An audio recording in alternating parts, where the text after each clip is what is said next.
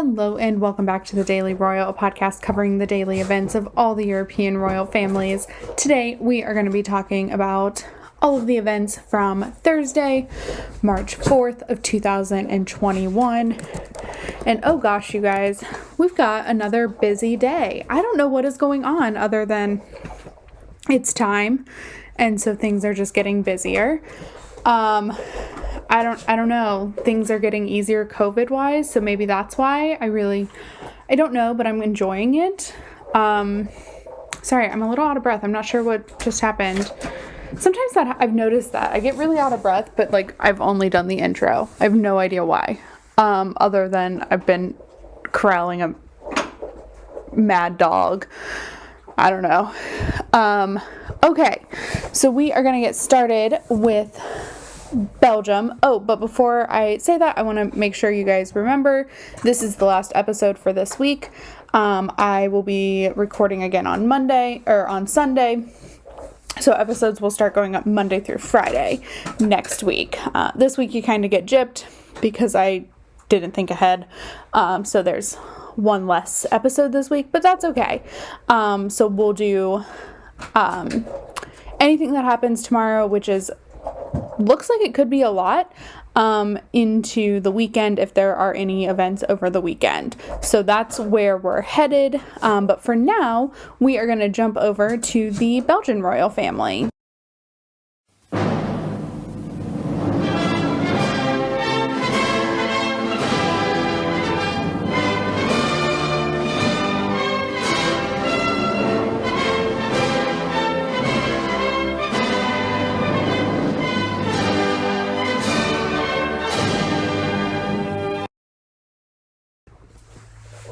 There was so much happening in Belgium today. I am kind of shocked and also kind of thrilled. And all of the things were really cool. Sorry, I'm getting distracted by my dog. I know I talk about my dog all the time, but one, she's really cute, and two, she's also kind of a problem child in that she is very jealous, and I've allowed it.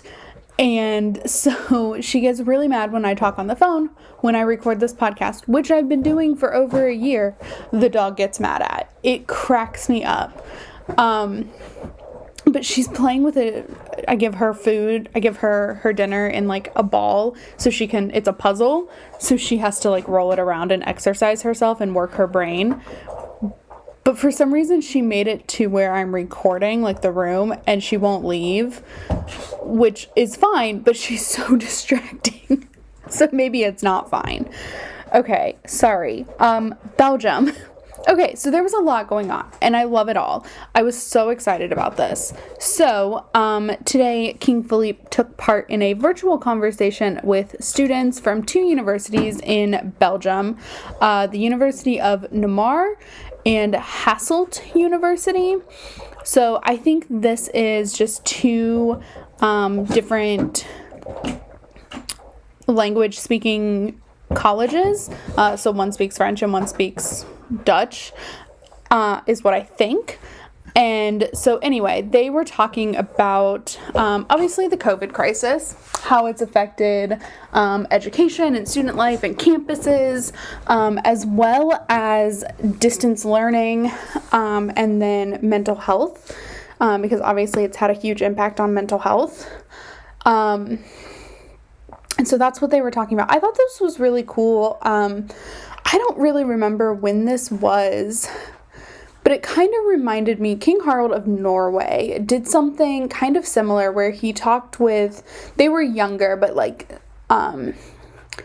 young teenagers about COVID. And it's just these are really heartwarming moments because everyone's going through it right now. We all know that. Everyone's having a hard time in one way, shape, or form around COVID, but also just in general and the things that COVID has brought along with that. And I just think it's really great for these royals to recognize the struggle that people are having, and really just sit down and talk with them about it, because sometimes I would say most of the time that's all you need. You just need to talk it out and like experience it, and then it gets better. So I think that's really important, and I appreciate that Philippe and so many others have taken time to do this. Like, I just appreciate that. So that was the first thing on the agenda. Next, we have King Philippe and Queen Mathilde. Together, they took part in a digital conversation with lots of different organizations about the upcoming International Women's Rights Day. So Women's Rights Day, or International Women's Day, is on March 8th. And I remember last year, I think there were a couple different events in Belgium. I'll have to go back. You can definitely listen to the podcast that would have come out on March 9th of 2020, right before all of this happened. I know COVID had kind of made its way into the podcast by then, because they held an event and I remember saying like, oh, everyone's kind of spaced out differently. But like, I think Mathilde did a couple of things in the morning, and then together King Philippe and Queen Mathilde hosted like a luncheon type of thing for a few women. But they took like the group photo and they were spaced out. So I think by that point, maybe 6-foot distance had been recommended in Europe. I don't know. Sometimes I think I should go back and like listen to the day, like the year before what was going on before I record these. But I think it's especially interesting during COVID, now that we're getting so close to the start. But anyway, I thought that was really great. I love that, you kind of expect the women in the royal families to take on like Women's Day events. But, I kind of appreciate that King Philippe will join in, at least in one event regarding Women's Day. I just think that's really awesome. Okay, so that was the second event, and then we go to the third event. So it looks like this was over the past couple of days that Queen Mathilde has been holding video calls with officials about food insecurity in the run-up for the UN Food Systems Summit that will be happening in the fall of 2021 in New York. So I'm thinking this is probably at the same time that the United Nations General Assembly happens. Typically, that's when the world descends on New York, and there are lots of different conferences. This has nothing to do with royals, although royals have spoken during it. But former President Bill Clinton used to host the Clinton Global Initiative as part of his foundation during UNGA, it's what it's called, but it's the United Nations General Assembly.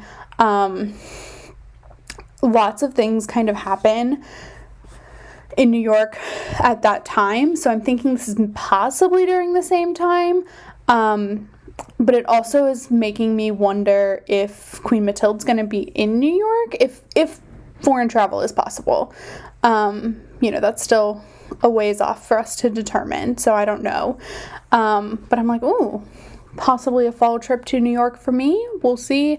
If it's truly, I'll be honest though, I'm planning this huge trip to the UK next year for this podcast and for Queen Elizabeth's Jubilee. But if there's more than one royal going in to UNGA, I may make a trip to New York, except here's the thing. UNGA is a nightmare because you can't see anything, so I don't know. We'll see. I also have zero desire to go to New York in my entire life. I live near it and I don't ever want to go. I've driven by it, but never been in the city. Just no desire. Okay, so that's what was going on in Belgium. I'm talking way too much because there's so much happening. But now we are going to go ahead and move on to the British royal family.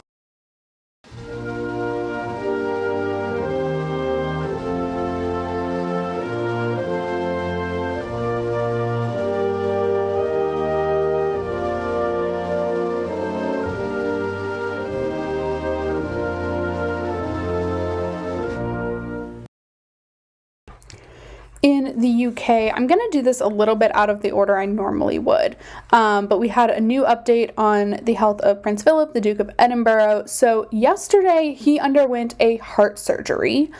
They released that information kind of early this morning, middle of the night for me, but early this morning in London. He is reportedly doing well, but will continue to be in the hospital while recovering. So I would not expect him home for at least till next week, which will make this for sure 3 weeks. So that was good news, kind of, I guess, like good news that they're kind of finding things that can be fixed. But also he is 99 and just underwent a heart surgery. So, we're just keeping our fingers crossed. I think that's something the Duchess of Cornwall said in her engagement yesterday, like, we're keeping our fingers crossed for him. And, I think that's just, like, the way I'm going to go about this. And continue to give updates if they're shared through the podcast. But, like, if you're paying attention to this podcast, you probably have already seen that. But again, just keeping our fingers crossed is the mantra for Prince Philip.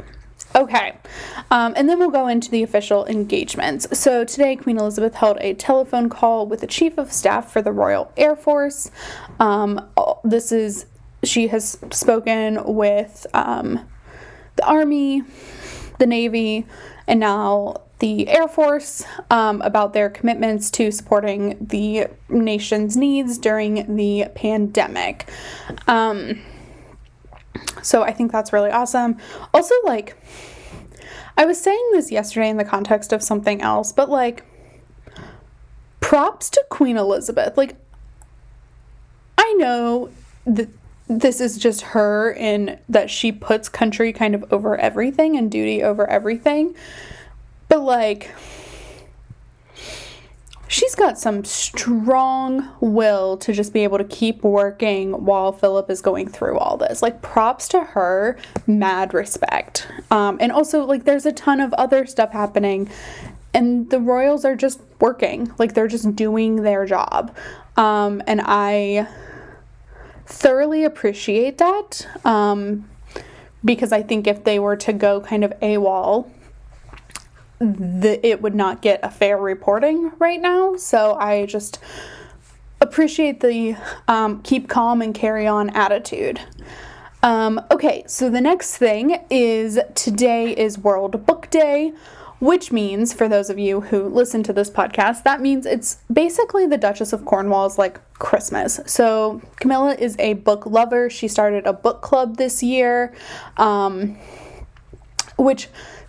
update on the book club. So I read the first book, The Mirror and the Light, I think is what it was called. It was really, really good, but that's the only book I read. So I think what I'm going to do for the book club is, like, pick one of the 4 every time she launches them and just read that. But anyway, okay, so she started this book club, really good books, and is the patron for the Literacy Trust. And so today, in that role, she took part in a virtual celebration of World Book Day with the Oak National Academy's Virtual School Library, which she opened a year ago on World Book Day. I remember talking about the event. And I don't think at that point... Yeah, no, COVID hadn't really completely sunk in yet.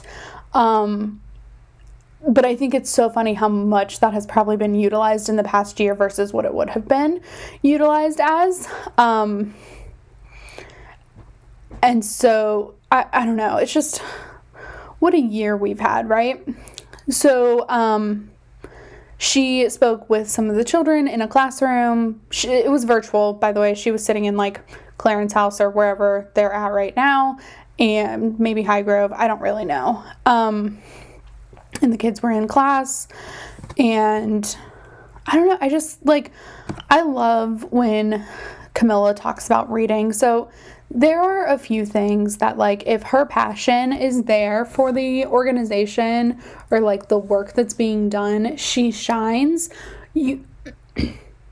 Camilla, you can kind of tell when she's like not super passionate about the work, which, like, I think most people are like that. Like, she'll have some events where it's more go through the motions, but like when she's super passionate about something, like she is with reading, she will just like blow you away with how good she is at this job. If you catch her on a day when she's like not as into what she's doing, it's harder, but like there are times when she blows me away with how good she is at this job. Okay, so that is what was going on public facing.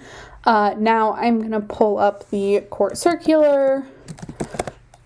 Sorry, I just have my computer in front of me, so if you can hear that typing, I really apologize.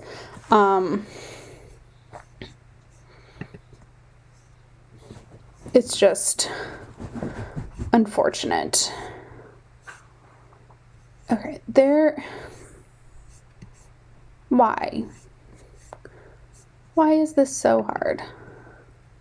Okay.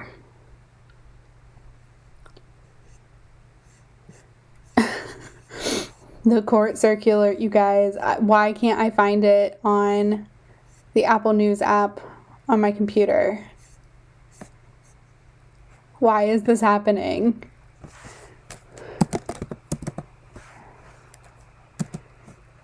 March 4th. Okay, there it goes. I'm also having some internet trouble, so maybe that's part of the reason why. Okay, it's loading. Wow. We're going to call this episode The Tech Issues. I've been working on a project, so for those who don't know, I'll take the time to talk about it while this loads. I have a YouTube channel for this podcast, and I don't really use it because I got a little shy about copyright. But there is an event today that we'll talk about in just a second that I want to just cut out some pieces that like have nothing to do with the royal family, that it was in Spain, and post just the video. I don't know if I'll make it public or just share it on the website with like the link. I think I might do that like as an unlisted thing, just because I don't want to break copyright law for sure, but it's kind of like I just want to break it up so that it's only relevant. I don't know. We'll see what I end up doing, but it took me all day to download the video because my internet's moving so slow. Okay, it finally loaded. So today at Windsor Castle, we have Air Chief Marshal Sir Michael Wigston, Chief of the Air Staff, had a meeting with the Queen today via telephone.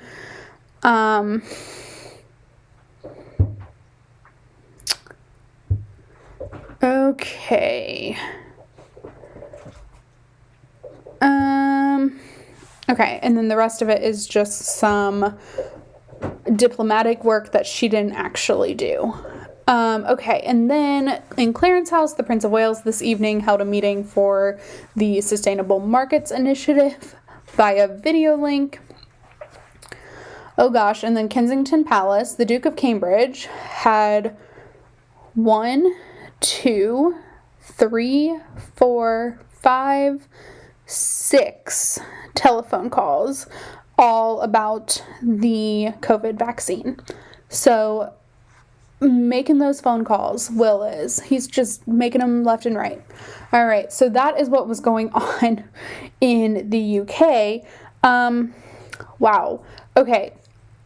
I have so much to say today, though. I know this episode is going to probably be really long. Okay, let's go straight on to Denmark, because that's what was going on in the UK. So Denmark, here we come.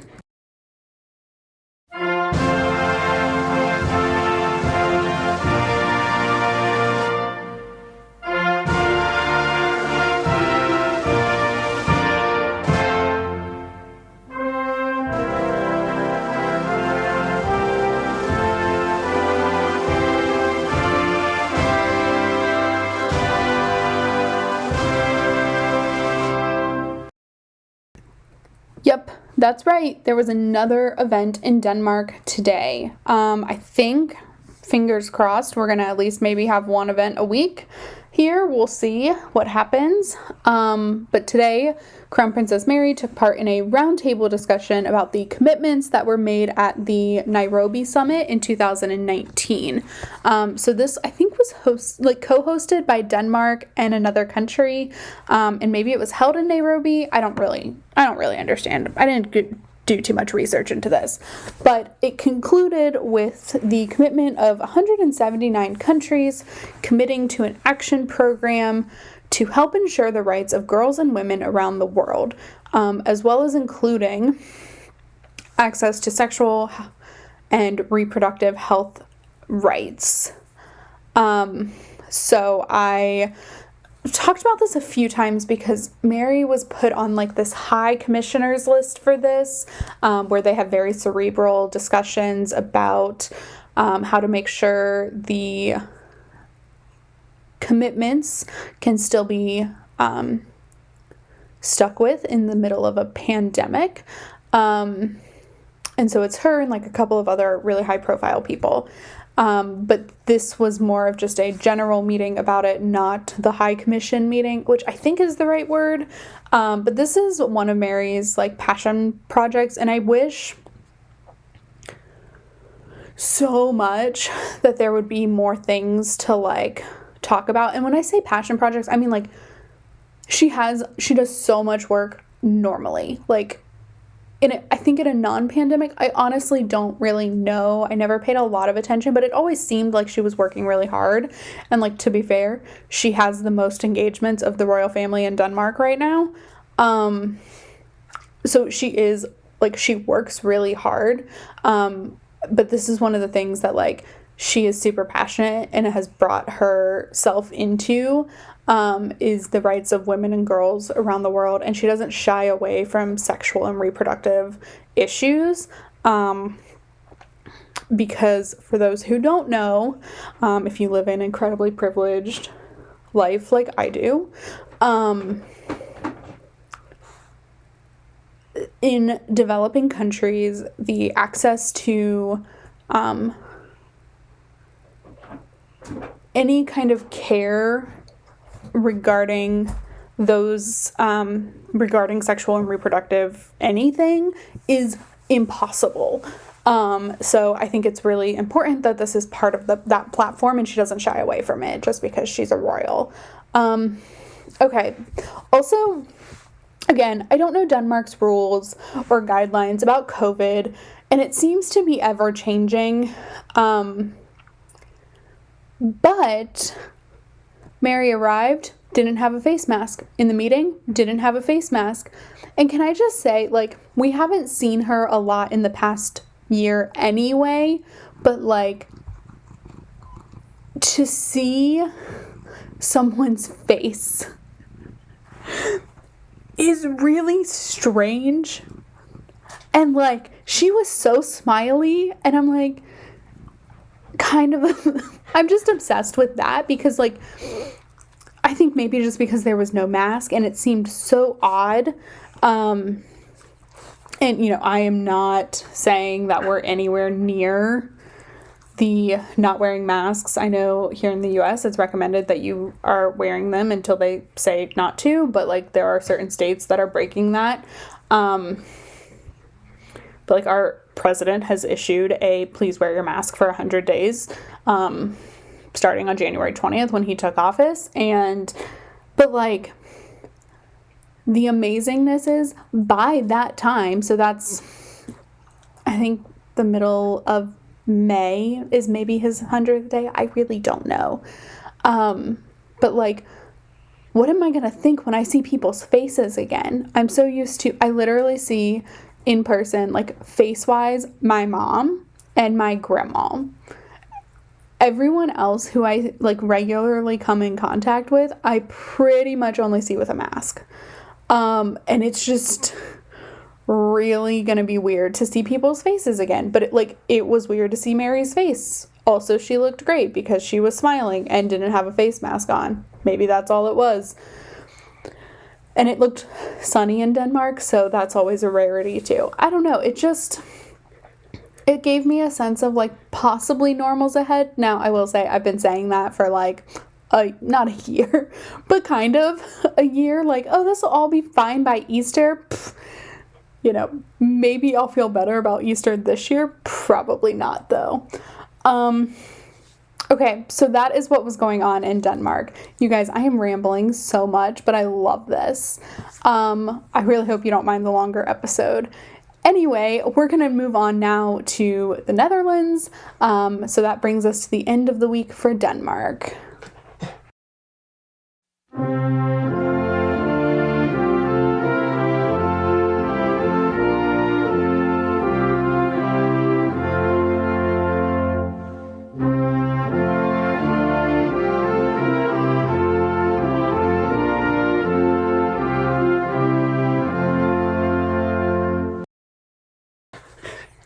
In the Netherlands, Queen Maxima had a couple of different events today.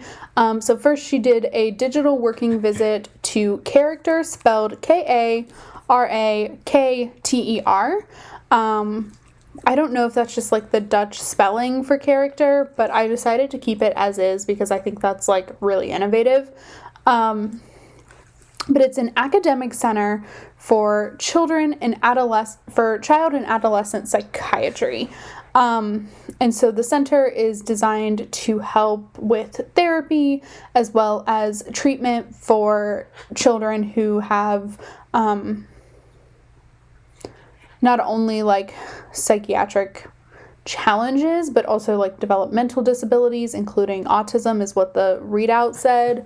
And it's weird because it says like the center is set up to treat children up to 8 years old with developmental disabilities such as autism and others.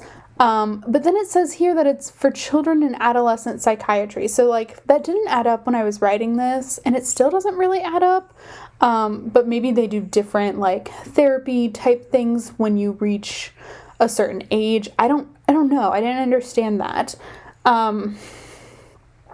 But that was her first thing. And then the second event on Maxima's calendar was she received the first copy of a new book. Digitally, she received this. But we're just going to pretend like it all happened on the same day. But she received a new book called Transition from Head to Toe. And this is a book that focuses on the symptoms of menopause. And helping women understand that process and go through that process, understand symptoms from like the early stages. And I don't know, this is like, I'm going to recognize my own bias here and say, this was uncomfortable for me. I don't know why. I'm very much like, talk about what you need to talk about. But for some reason, the subject of like menopause makes me freak out for some reason. I don't know why. I'm 27. Like, that's not a thing that's happening anytime soon. Also, if you're under 16, I really apologize. If you don't know what this is, please ask your parent or don't. Whoops. We'll put an explicit warning on today. That's what we'll do. Okay. But like, I did get really uncomfortable. And then I thought like, hey, check yourself. Because this is just as important as Crown Princess Mary talking about sexual and reproductive health and rights. Just because it's not focused on younger women doesn't mean it's taboo. Like, it's not. It's the same kind of topic. Literally the exact same kind of topic. But for some reason, because it had to do with older women, it makes me really uncomfortable, which is not fair and not cool. So that's just a place where I'm like, hey, I'm going to check my bias and tell you all to check your bias if me saying the word menopause made you uncomfortable. But so this book was written with the consultation of doctors, as well as there were 2 authors, as well as their own personal experiences. And I just like legit think this is the coolest thing. Like, now that I've gotten over myself, I just think this is really cool. And I'm like, really proud of Maxima, who's turning 50 this year, for just like doing this, right? Like, it's normal. This is something that most women have to go through. Most women who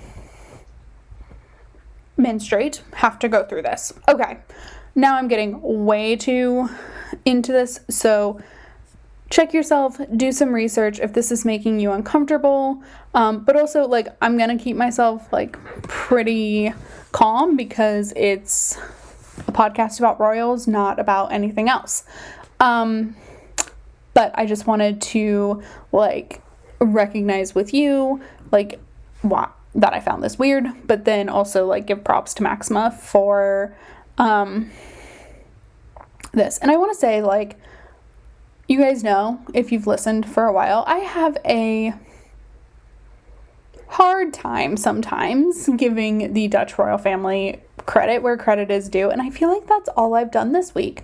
Like, they have really impressed me this week, and with the past couple of weeks, I'm feeling really good about the Dutch royal family right now. Some of my animosity has transferred to Denmark. I don't know, gotta be mad at someone, right? No, that's not even accurate at all. But for real, some of my animosity has transferred to Denmark.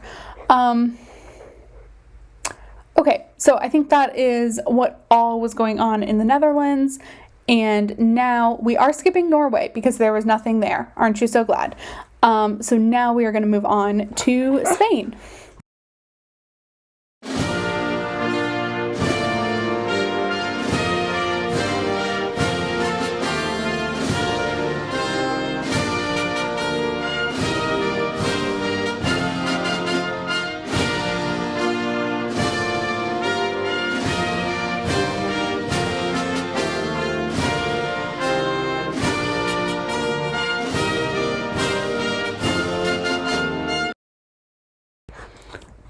Well, in Spain, we have another marathon. So many things. I think I jokingly said there were like 4 events in Spain in yesterday's episode for today. Okay, there totally were 4. I'm not sure what they were thinking, putting all of these events on the same day. And then they have a big day tomorrow, too. I don't know what is going on. But today, so we're just going to read through these pretty quickly. King Felipe held several audiences, first with the 69th promotion of the Superior Corps of State Commercial Technicians and Economists, which leads me to so many questions, but I'm not going to answer those questions on this podcast. I don't know. That just doesn't sound fun. Okay. The next thing is he met with the board members for KPMG Spain. So this one I did research a little bit. So KPMG is a global firm for accounting services, and they were able to meet with the king today because they are celebrating their 50th anniversary of having a Spanish company. And then finally, he met with the Artificial Intelligence Advisory Council. And I am completely weirded out by that because AI scares me, even though I use AI. And by using AI, I mean I use the Amazon thing and the iPhone thing occasionally. Okay, so those were King Felipe's events. That is 3. The 4th event, and this is what I'm going to spend the most time on because I loved this event. So today, Queen Letizia took part in the virtual announcement of the 2021 Princess of Girona Award winner in the category of art and writing, which sounds much better in Spanish. And so typically these events, so there are 5 categories, maybe 6 categories for the foundation of the Princess of Girona, and there are 6 events where the winners are announced. So last year we started this process, so I think Letizia got through 2 of them, King Felipe was supposed to do one, and that's when COVID hit. And I think he was supposed to go to La Rioja, which is where this one was technically located, even though it was a virtual thing. So it seems like maybe they're picking up where they left off. But so King Felipe and Queen Letizia will attend these, given that their daughter, the Princess of Girona, is 15 and has school, and so can't do things in the middle of the day, because she's in school. And they typically are a couple of different parts of the meeting. So there's the where the jury decides who wins. Then there's like a problem, like solving a global problem kind of breakout session. And then there's the official announcement. And so this kind of took on the same thing, but it was all digital. So I'm just going to skip to the part that Queen Letizia took part in, because the rest of it is kind of boring. And I think if there are award ceremonies this year, I'll do a similar thing to like what I did with the Princess of Asturias Awards, which is like have it be its own episode, and we can talk a little bit more in depth about award winners and different things like that. But for today, Queen Letizia took part in this announcement, but her part was, I thought, really cool and like perfect for her. So she was officially like a moderator for a discussion with former winners of the Princess of Girona Award for Art and Writing, from like 14, 18, 16,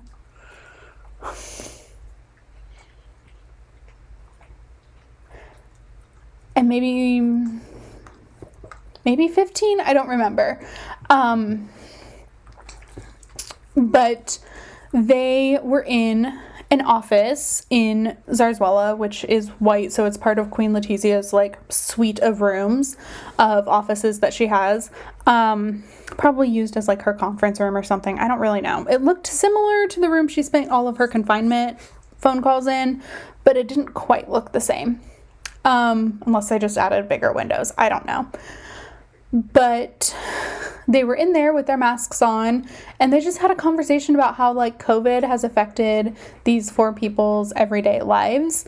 But here's why Letizia was so good in it, right? So she's a former journalist. She's a former television presenter. So she literally did this for a living before she got married. And she was very good. She rose up ranks very quickly, and people can't really blame it on the relationship because they had her and Felipe had a secret relationship the whole time until like the very end before the engagement. But she was really good. And so when she's doing these things that remind people who saw her live when she was doing the news, get like this warm, fuzzy, cathartic feeling about watching her do that. But also it's what she's good at. So I'll be honest, I'm biased. I think she's really great at everything she does, but she shines in more conversational moments. She's very guarded, and she doesn't let her personality shine a lot, which is fine. I certainly understand in her situation why she does that. But when she does, it's amazing. And this was that. This was her using those skills that she spent years cultivating and creating and didn't get to use for a very long time when she was the Princess of Asturias, and really only became kind of back to herself when she became queen. And so I just think like she's just really good at talking to people and being prepared and like being on her game. And this showcases that in a way that doesn't happen very often. I don't know, it's just like a reminder of why she was so good at what she did. And how good she can be as queen if given the right circumstances. Like, I think she's great no matter what, but there are moments where things are better, and this is one of them. And we'll talk about the event in Monday's episode that happens tomorrow about, like, this other piece of that she's really good at. Okay, so anyway, she did that, spoke about the time in confinement, and then kind of kicked it back. I read somewhere that she spoke in Catalan. So Girona is in Catalonia. And I read somewhere that she spoke Catalan during the thing, but I know Spanish, and I know the difference between Spanish and Catalan, and I didn't hear it. It doesn't mean it didn't exist, but I didn't hear it. And, like, YouTube auto-generated translation did fine on Spanish. So if she was speaking Catalonian, I didn't catch it. But anyway, and then the winner of the 2021 prize was announced, and it was Maria Sanchez Rodriguez, who is a poet and also a veterinarian, which I thought was a really cool combo. But like I said, as long as there's an award ceremony, or even if there's something similar to an awards ceremony, we'll do a full episode just focused on the Princess of Girona awards. Just like we'll do the Nobel Prize, the Princess of Asturias awards. Any kind of like big thing like that is going to be its own episode. So that brings us to the end of this episode. I'm sorry it went a little bit long. Like I said, I'm kind of rambly today, which is kind of good. But yeah, that's what was going on in our 7 European countries. There was nothing going on in Sweden today, by the way. They had a very quiet week. And so we will talk more on Monday. But until then, have a great weekend. Please like and review this podcast wherever you're listening. Check out thedailyroyal.com, where hopefully I'll have some video posted of Letizia being awesome at her job. And the Daily Royal on Instagram, where I will have all the pictures of stuff that happened today. So with that, again, have a great weekend, and I will talk to you all on Monday.